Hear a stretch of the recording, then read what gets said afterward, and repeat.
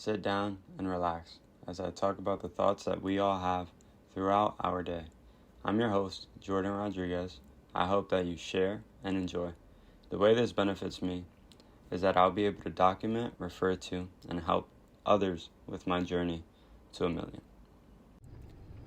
So today we're going to talk a little bit about the emotions that one has and how they can find better ways to navigate through these emotions and understanding maybe what's best in the situation. Because it's all subject to the situation of what they decide to do or what they want to do. But what I found best that worked for me was, I like to think about it like emotions are temporary. They don't last long. I mean, a lot of them are just for the time being, and a lot of them are just reactions. And so the way that we can manage these, a lot of people think that you can manage your emotions. It's, yes, manageable, but you can't necessarily change them. You feel the way you feel, and that's it. You can change the way you feel by doing certain behaviors that lead to the way that you feel changing. And so if you are being lazy, of course, it will lead to other obstacles that your emotions would, in other words, just be worse in whatever your context of what good or bad is.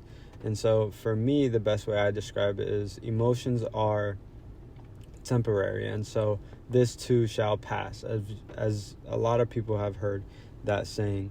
And for me, I found that someone basically said the same exact thing, but Layla Hormazi actually put me onto this topic where she said something along the lines of, she puts those emotions inside of her pockets and carries them throughout her day. It's a great visualization of how you can use your emotions, not necessarily use them, but store them so that they don't affect what you're actually going to do.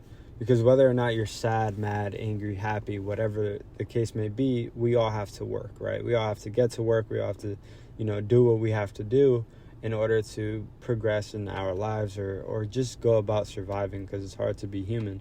And so for us to understand what's the best way to kind of go about it when we do get a certain emotion, I think the best thing is putting it in your back pocket, going about your day, and at the end of the day, truly analyzing and even seeing if you have that emotion anymore, since it is temporary.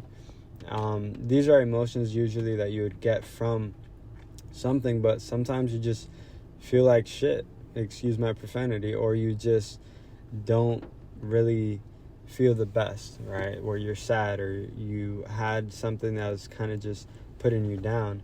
And these emotions are harder to understand where they come from, but easier to understand where they're gonna go, right? And we'd like to store them so that we can continue to do the jobs that we're doing and not let it affect our day-to-day basis, because we all know what the fuck to do. Like, we all know that if we want to lose weight, we need to work out, and we need to stop eating a certain amount of calories, depending on, what your doctor says.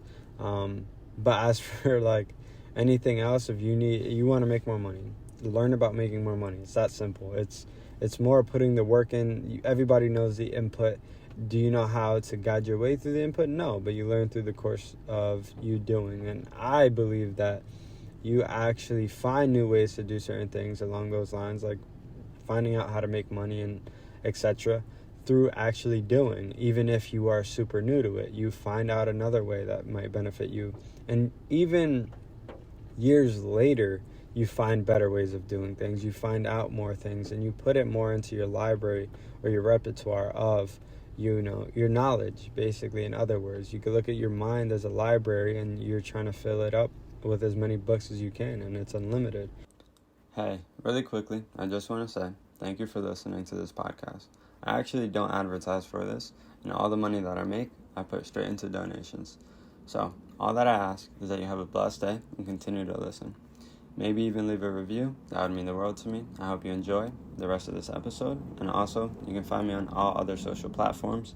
It's most likely going to be JRodSocial9.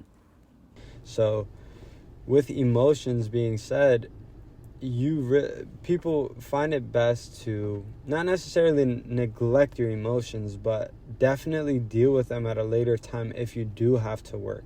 This is obviously subject to you getting shit done. Like, no one cares if you don't run this morning, or no one cares if you don't go to work today. Honestly, like, no one's going to give a shit in a year. No one's going to give a shit in a week.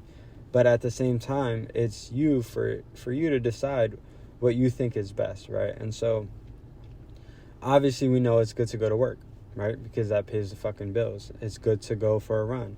These things that are aligning with your end goal or your end results, all of these things are, simply put, they're nonetheless, they're good things, right? These are things that we know that we have to do or want to do in our situations. And the things that stop us from doing that, not for nothing, but our emotions or our objections, other things that get in the way of us doing these things. And emotions is a huge, huge factor. And of course, there's a lot of science behind this with dopamine and etc. There's so much that you can break down from this one topic of emotions and chemical emotions and things of that nature, like dopamine and all these chemicals that get and go through your brain that provoke you to make certain decisions in certain ways. But we'll just elaborate on the basics, because I am by no means necessary a scientist in terms of chemistry at all, and also don't have any knowledge of psychology. But what I know now and how I deal with my emotions on a day-to-day basis to be an entrepreneur and succeed in what I'm doing. And so for the most part, the way that I go about this is simply putting these emotions inside of my pocket, as I would say, and going about doing what I have to do no matter what. It's really just a numbing factor at the end of the day for me. I neglect a lot of the shit because it just doesn't matter. At the end of the day, if I'm sad, if I'm mad, if I'm happy, it just doesn't matter. What matters is the fact that I get what I know my future self is going to be happy with. Like, what is my future self going to like? What am I going to be more entitled to? And how am I going to be able to be self-empowered, if you will, or be more of a powerful human being as I want to be in the future, right? And when I say powerful, I just mean the best of myself, the best that I can possibly be. And so the way that I think about this is I go based off of a lot of mentors and people that I look up to and listen to. But for the most part, the best case scenario is understanding yourself, what works best for you.